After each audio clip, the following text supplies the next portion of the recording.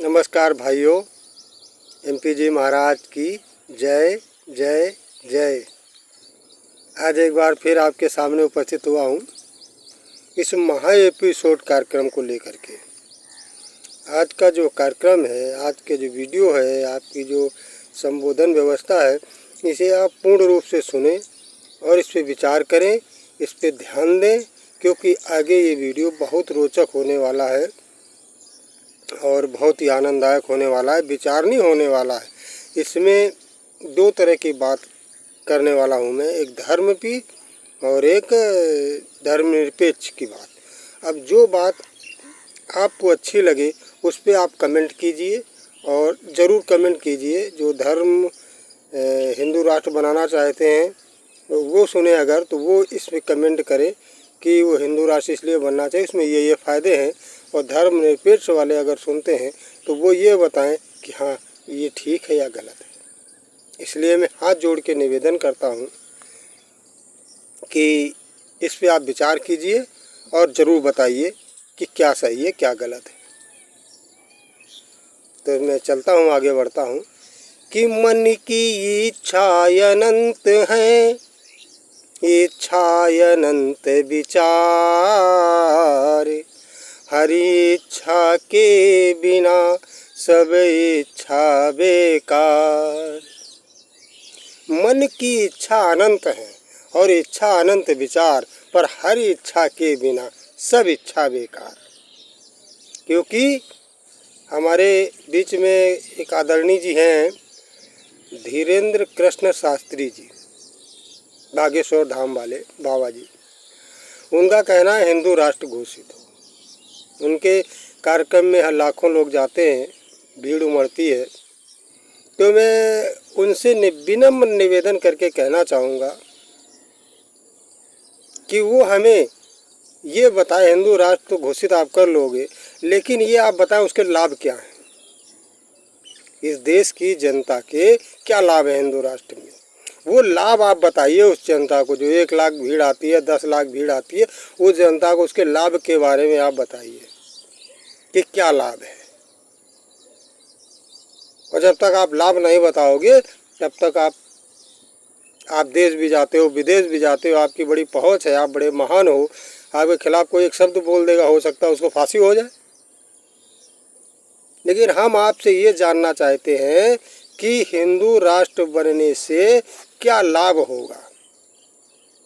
हमारे पड़ोस में नेपाल एक देश था, है भी, वो दोनों राष्ट्र देख चुका है। पहले हिंदू राष्ट्र भी उसने देखा, हिंदू राष्ट्र में क्या दुर्गति थी और क्या अच्छाइयाँ थी, क्या बुराइयाँ थी, क्या समानता थी, वो हमसे ज़्यादा अच्छे से नेपाल जानता है। नेपाल में कुछ साल पहले तक हिंदू राष्ट्र था और वहाँ हिंदू राष्ट्र क्यों हटाया गया, इसके बारे में आप अच्छे से जानते होंगे। अभी जल्दी ही हटाया गया है, 20 साल ही हुए होंगे लगभग। उसके पहले हिंदू राष्ट्र था और आज वो धर्मनिरपेक्ष राष्ट्र है। जैसे हमारा भारत धर्मनिरपेक्ष राष्ट्र है, आने वाले समय में दुनिया के सभी देश धर्मनिरपेक्ष राष्ट्र की ओर बढ़ेंगे।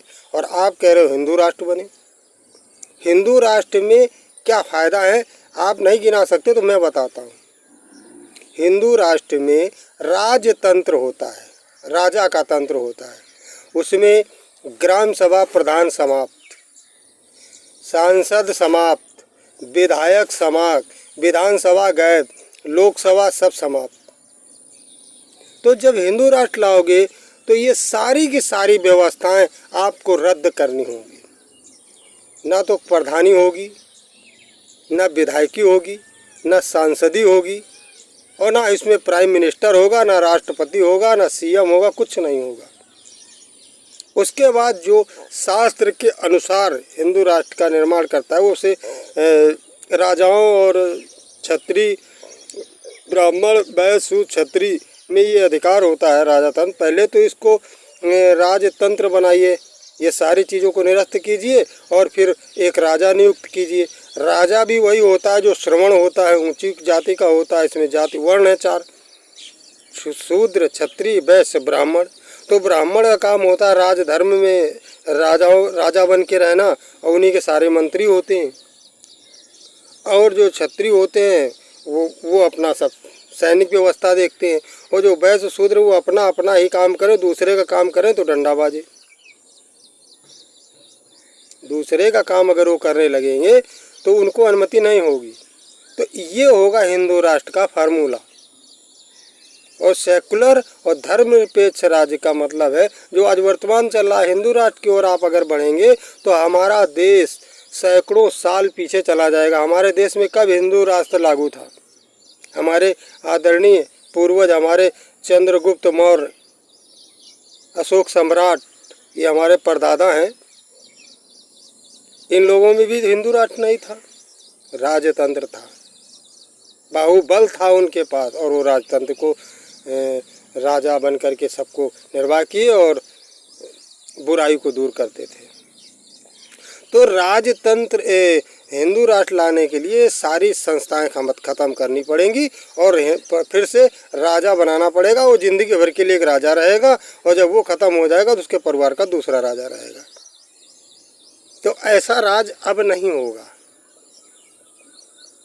तो मैं निवेदन करूंगा इस अपील जनता से और अपील माननीय आदरणीय जी से कि आप उसके हमें लाभ बताएं हिंदू राष्ट्र के। और धर्मनिरपेक्ष का राज तो हम देख ही रहे हैं, क्योंकि हम बचपन से जब से हुए धर्मनिरपेक्ष देश में हुए हैं, और यहाँ पे सभी धर्मों का मंगल है, जहाँ सब तरह के लोग आनंद में रहें, हिंदू हों चाहे मुसलमान हो, चाहे सिख हो, चाहे ईसाई हो, चाहे जैनी हो, चाहे पादरी हों, सब लोग मिलजुल के यहाँ रहते हैं।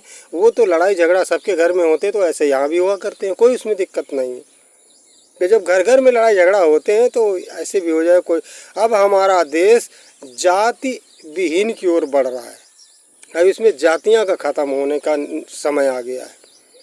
यहाँ वर्ण व्यवस्था और यहाँ जाति व्यवस्था पे अब प्रहार किया जाएगा कि अब जाति व्यवस्था खत्म हो, हम मनुष्य एक थे, एक हैं, एक रहेंगे। ऐसा देश जब आप बनाओगे तब जाकर के विश्व आपसे आकर्षित होगा, वो भी अपना वैसा देश बनाने का प्रयास करेगा। एक जात, एक धर्म, एक व्यवस्था और एक कानून, ये होता है धर्मनिरपेक्ष। किसी भी देश में कोई भी जाति धर्म का इंसान हो, सज़ा की है, गुनाह किया है तो सज़ा मिलना चाहिए। तो धर्मनिरपेक्ष और हिंदू राष्ट्र में क्या अंतर? आप कह रहे हो हिंदू राष्ट्र घोषित करेंगे हम, मुसलमान अभी लेके झंडा आ जाएं वो कहने लगे हम इस्लाम राष्ट्र घोषित करेंगे, ईसाई भाई आ जाएं वो कहेंगे हम जो है क्रिश्चियन राष्ट्र घोषित करेंगे। सब लोग अपना अपना झंडा लेकर के आ जाए तो ये क्या होगा? देश पीछे चला जाएगा, हजारों साल पीछे चला जाएगा। क्या पीछे करने के बारे में झंडा लेकर के दौड़ लगाए हुए? देश हर आदमी, हर माँ बाप चाहता हमारा बेटा आगे बढ़े, हर गुरु चाहता है कि हमारा शिष्य आगे बढ़े और पढ़ लिख के वो योग्य बने, और आप पीछे ढकेलना चाहते हैं। मैं ये सारी समाज से, सारे जनता से कहता हूँ आप आगे बढ़िए, पढ़िए, पढ़ाइए, शिक्षित बनिए, ज्ञानी बनिए, महाज्ञानी बनिए और पाखंड से दूर होइए और आगे बढ़ के देखिए रास्ता। बाबा साहब अम्बेडकर ने क्या अच्छा रास्ता चुना था। ऐसे समय में उन्होंने ऐसी डिग्री हासिल की थी जिस समय पढ़ने का अधिकार भी नहीं था। और आज हमारे धर्मनिरपेक्ष देश में सबको पढ़ाई का आज़ादी है। सभी पढ़ाई पढ़े, सभी IAS बने, सभी अधिकारी बने, सभी CM बने, सभी PM बने, सभी जो भी इच्छा वो बने, प्रधान बने, विधायक बने, सांसद बने। तो हमें ऐसा देश चाहिए कि जिसमें हम सब लोग पढ़ करके IAS बने, IPS बने, CM बने, PM बने, विधायक बने, मंत्री बने, राष्ट्रपति बने, वैज्ञानिक बने। हमें ऐसा देश चाहिए कि जिसकी जो जात है वही कार्य करेगा। हमने एक अपने लिए गीत लिखा था कि हम तलवार चलाने वाले अब खुरपी चलाते हैं, मरे ना कोई भूखा इसलिए अन्न उगाते हैं। तो ये मेरा कहने का मतलब था कि कोई भूखा ना मरे, इसलिए किसान, हमारा देश कृषि प्रधान देश है। यहाँ सब वो नहीं अब चलेगा। आप लोग अगर हमारी इस बात से सहमत हैं और हमारी बात सही लग रही है तो आप हमें कमेंट ज़रूर कीजिएगा, ताकि हम और मजबूती से इस बात को रख सकें। और कभी हमें ज़रूरत पड़ेगी तो हिंदू राष्ट्र का जो डंका बाजार है उनसे साथ करने की भी हम क्षमता रखते हैं। करेंगे हम साथ साथ, शास्त्र भी करेंगे और उनसे जवाब भी पूछेंगे कि हिंदू राष्ट्र के लाभ क्या हैं, और हम बताएंगे कि धर्मनिरपेक्ष देश के मतलब हित क्या है, और इस धर्मनिरपेक्ष देश को देख करके विश्व भी धर्मनिरपेक्ष बनने का प्रयास करेगा।